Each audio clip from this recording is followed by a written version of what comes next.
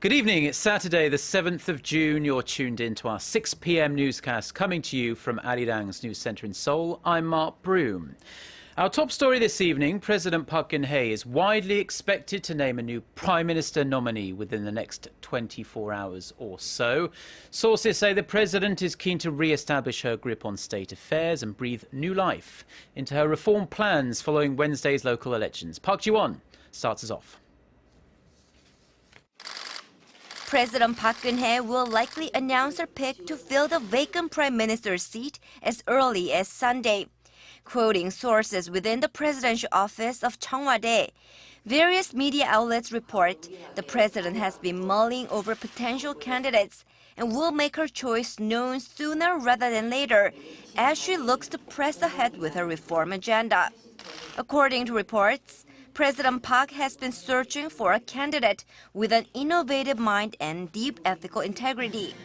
This after the president's previous prime minister nominee An Dae-hee had to withdraw last month amid criticism over the amount of money he earned in the private sector after retiring as a Supreme Court justice.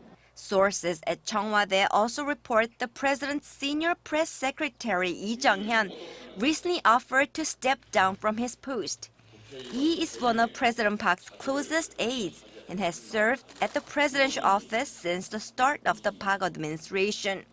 He is reportedly either gearing up to run in by-elections scheduled for next month, or he will be made a government minister during President Park's expected and highly anticipated cabinet reshuffle. The move could also signal a reshuffle of presidential aides as well, as some presidential office officials came under fire for their mishandling of the recent Sewol ferry disaster. Park Ji-won, ARIRANG News. Mutual trust between Korea and Japan has tumbled to levels not seen in at least 20 years amid the persisting bad blood over historical and territorial issues. A joint telephone survey conducted late last month but released by Korea's Hanguk Ilbo and Japan's Yomiuri Shimbun on this Saturday shows more than 8 out of 10 Koreans do not consider Japan trustworthy. Almost 3/4 of Japanese respondents felt the same way about Korea. This figure was the highest since the survey was first conducted in 1995. Almost 9 out of 10 respondents from both countries said they thought bilateral relations were bad. More than 75% of Korean respondents said Korea-Japan relations will remain frosty if Tokyo continues to make historical and territorial assertions they consider unacceptable. The US government has reiterated its warning against travel to North Korea after an American tourist became the 3rd US citizen to be detained in the north. In a briefing Friday, State Department spokesperson Marie Harf said US officials were aware of and are investigating this latest detainment. North Korea's state-run TV channel on Friday identified the latest detainee as 56-year-old Jeffrey Edward Fowle. It said he arrived in North Korea at the end of April and authorities were questioning him for committing acts inconsistent with the purpose of a tourist visit, but did not give any further details. US officials refused to comment on reports that say Mr. Fowle was held after leaving a Bible in his hotel room. The State Department has a strong warning out to discourage American tourists from visiting North Korea. It also says being part of a tour group will not prevent a possible arrest. Now, US President Barack Obama has told his Russian counterpart Vladimir Putin that he must recognize the new Ukrainian president in order to help de-escalate the crisis in eastern Ukraine. The much anticipated encounter came on the sidelines of a lunch held Friday to mark the 70th anniversary of D-Day. Putin is believed to have publicly voiced his support for the new Ukrainian president, Petro Poroshenko. A White House official said Obama also told Putin during their 15-minute meeting that if Moscow works with the new Ukrainian authorities, then there could be, quote, openings to reduce tensions in the region. Deputy National Security Advisor Ben Rhodes added Obama had demanded Russia sever support for separatists in eastern Ukraine and to stop providing them with arms and other supplies. Now, those with the inclination to do so have been able to get free access to Korea's patent information for quite a while now. But from next month, the patent information of the US, Japan, China and the European Union, which together account for about 90% of all global patents, will also be freely available. This was one of the main resolutions reached at the IP5 Heads of Office meeting held in Korea's southern port city of Busan this week. The heads of the 5 major intellectual property offices from Korea, the US, Japan, China and the EU, or the so-called IP5, attended that meeting, and they discussed a wide range of issues and ways to increase work sharing among the 5 offices. The next IP5 heads meeting will be held in China next year. Now, well known around the world for their high levels of customer service, Korea's 2 largest airlines, Korean Air and Asiana Airlines, are engaged in a competitive battle of one-upmanship. They're rolling out the latest in luxury airliners as they jockey for a bigger piece of the increasingly cutthroat market. Our Kim Min-ji has this report. Dubbed the hotel in the sky, the A380 jet makes a presence on the runway. This is Asiana Airlines' first A380. The super jumbo jet will be deployed on its flight routes from Korea to Hong Kong and Japan starting next month. The nation's second largest carrier plans to operate 6 of the jets by 2017 and deploy 30 A350 planes after that. We plan to upgrade our customer services and rake in profits by deploying the A380 and A350 jets on our popular middle to long-range flight routes. In 2011, Korean Air, the nation's largest airline company, was the first in Northeast Asia to deploy an A380 jet. It currently operates 8 of the planes and plans to increase that number to 10 by the end of the year. This means the nation's 2 largest carriers will be operating A380s.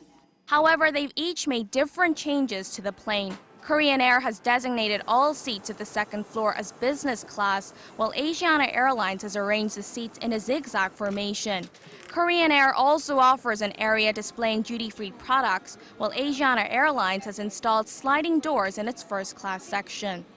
Our A380 jet has the fewest number of seats compared to other planes of the same model. Therefore, passengers will be able to enjoy a spacious area and other convenient facilities. Experts see it as a strategic move to upgrade services amid fierce competition from budget carriers. With low-fare carriers expanding their business operations, it seems that large carriers are trying to differentiate themselves by adopting up-to-date jets and offering premium services. The competition is expected to intensify as foreign airline companies are also jumping on the bandwagon to offer differentiated services and gain an upper hand in the market. Kim Min-ji, ARIRANG News. Looks very nice. Now, in medical news, the days of battery-operated pacemakers may soon be numbered, because researchers in the US have developed a super small implantable cardiac device that they say can be continuously topped up through radio waves. Our Son Jung-in has this report. Cardiac pacemakers are implanted in patients suffering from irregular pulse or heart failure. These and other implantable medical devices require power, which means surgery for every time the batteries need to be replaced or repaired. But a group of researchers at Stanford University has built a wirelessly powered pacemaker the size of a grain of rice that doesn't require reoperation. They demonstrated that power could be transferred to the tiny device implanted 5 centimeters inside the heart from the surface of the chest. With this power transfer method, we can miniaturize the last thing that makes medical devices so large, which is the battery, and make it about the size of a grain of rice. We can power it nearly anywhere in the body, including the heart or the brain. The team was able to implant the device into a rabbit and successfully recharge the battery to control its heart rate. If the results hold up, the engineers believe it could potentially be used for virtually any medical applications to treat disorders like Parkinson's disease, epileptic seizures, or depression. I hope this technology will provide a step towards a new type of medicine where diseases can be treated by electronics rather than drugs. The device would also collect information about patients' conditions so doctors could monitor and adjust it based on their individual needs. Son Jung-in, ARIRANG News. Now, in some sports news, the LA Dodgers may not have a whole lot going for them these days, but Korean star Ryu Hyun-jin is continuing to pitch really well. Ryu earned his 7th win of the season on the road against the Colorado Rockies on Friday, which is a notorious hitter-friendly park in Mile High City. Ryu is now 7-2 this year with a 3.08 ERA overall. The Korean pitcher's next start will be on the road again, this time against the Cincinnati Reds. And before we go, let's take a brief look at the weather in Korea on this long holiday weekend. Most of the country is under partly cloudy skies this evening. It will be another warm night, with the overnight low only dipping down to 17 degrees here in Seoul. Looking ahead to Sunday, we can expect similar conditions to today, with partly cloudy skies, and the highs will range in the mid to high 20s across the nation. Let's check in on the weather wherever you are around the world.